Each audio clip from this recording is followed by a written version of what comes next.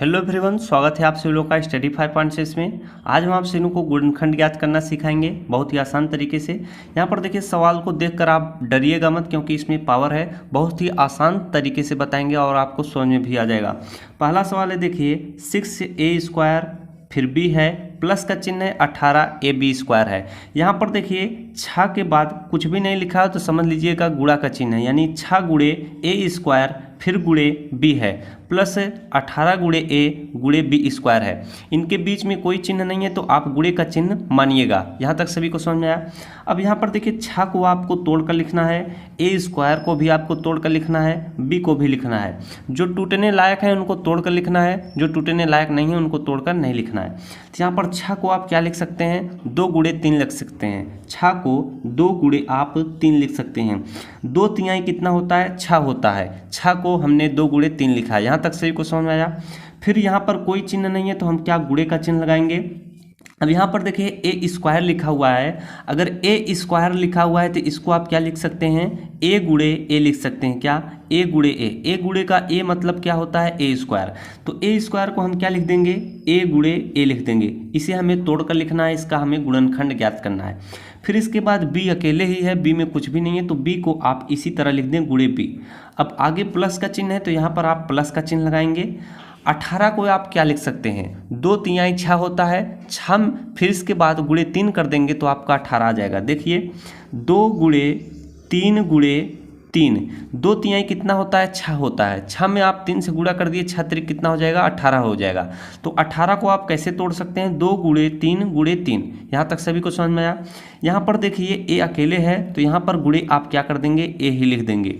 फिर इसके बाद b² है तो b² है तो उसे आप क्या लिख सकते हैं, b इंटू b लिख सकते हैं। b का पावर 2 है तो b को आप 2 बार लिख सकते हैं। सभी को समझ में आ गया होगा। फिर यहाँ पर हम क्या लिख देंगे, गुणे b² को b इंटू b लिख देंगे। सभी को समझ में आ गया। अब यहाँ तक आपका सवाल सॉल्व हो चुका है। अब आपको क्या करना है, इनमें कॉमन ले लेना होगा। कॉमन क्या चीज़ होता है, जो दोनों में होगा वही कॉमन लिया जाता है। अब देखिए कैसे, मैं आपको बताता हूँ।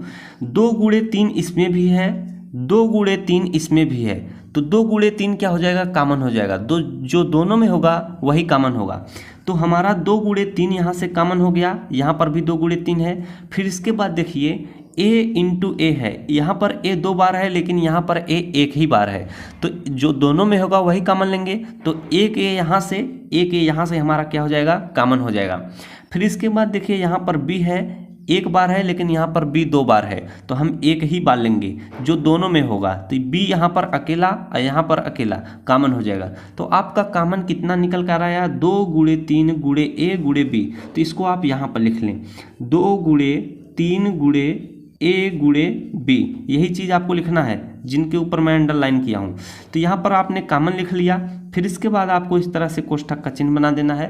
अब आप इन्हीं में से यही चीज़ कॉमन लिए हैं, 2 गुणे 3 गुणे a गुणे b। तो जो चीज़ आप कॉमन लिए हैं वो चीज़ यहाँ पर क्या हो जाएगा, कट हो जाएगा।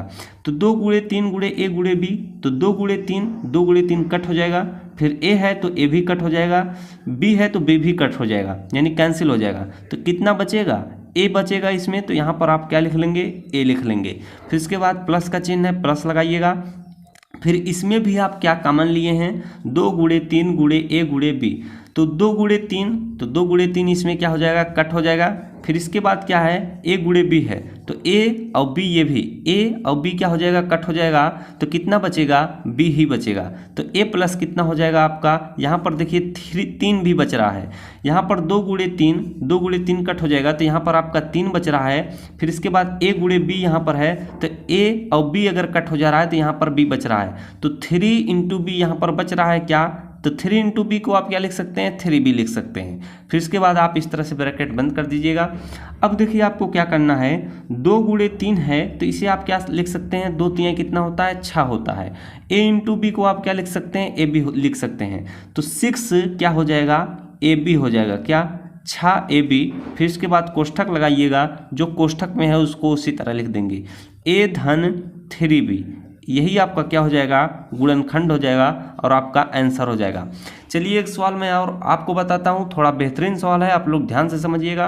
आशा करता हूँ अगर इस तरह के सवाल होंगे तो आप जरूर सॉल्व कर लेंगे। अगला सवाल आपके स्क्रीन पर, अगला सवाल है आपका 18x power 3 plus 12x power 4 minus 10x power 2।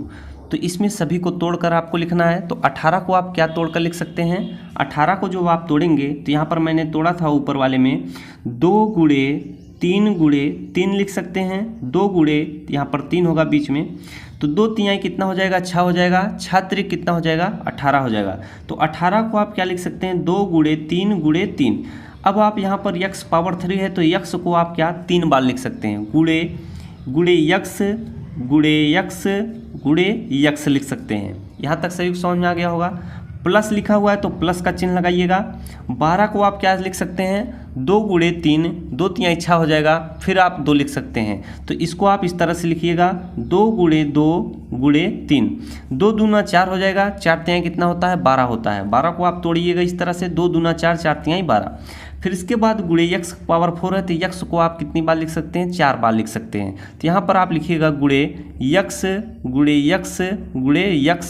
1 बार हो गया, 2 बार हो गया, 3 बार हो गया, गुणे यक्स लिख दीजिएगा। यहाँ ये आपको मैं बेसिक चीज़ बता रहा हूँ, एक बार आप अगर सीख लेंगे तो इसका शॉर्ट ट्रिक भी है। फिर इसके बाद माइनस 10 है तो माइनस को आप 10 को आप क्या लिख सकते हैं? 5 गुणे 2 लिख सकते हैं, यानी 2 गुणे 5। तो 2 गुणे 5 लिख देंगे, 10 टूट गया। अब देखिए यक्स पावर 2 है तो गुणे यक्स आप लिख सकते हैं। अब आपको इसमें कॉमन खोजना है कि कॉमन कौन सा है। तो अब आपको कॉमन जो है तीनों में जो होगा वो खोजना होगा। तो यहाँ पर 2 गुणे 3 है, यहाँ पर 2 गुणे 3 आपको मिल जाएगा। तो 2 गुणे 3 जो है इसमें भी है, लेकिन यहाँ पर देखेंगे 2 गुणे 3 आपको नहीं मिलेगा। तो 2 जो है सब में है, यहाँ पर भी 2 है, यहाँ पर भी 2 है, यहाँ पर भी 2 है।